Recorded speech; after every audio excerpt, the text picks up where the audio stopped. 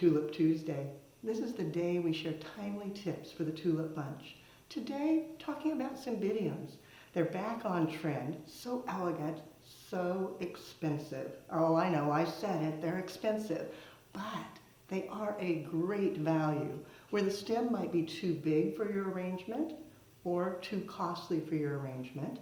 If you take it apart, starting at the bottom, clipping a bloom, and then just placing it into a water tube. Give it a cut, slide it in. Then you can work with this in your arrangements. Adds value, looks fabulous, and you can get so many stems from each individual spike. Now that's a great value. Now you know how to work cymbidiums into your designs.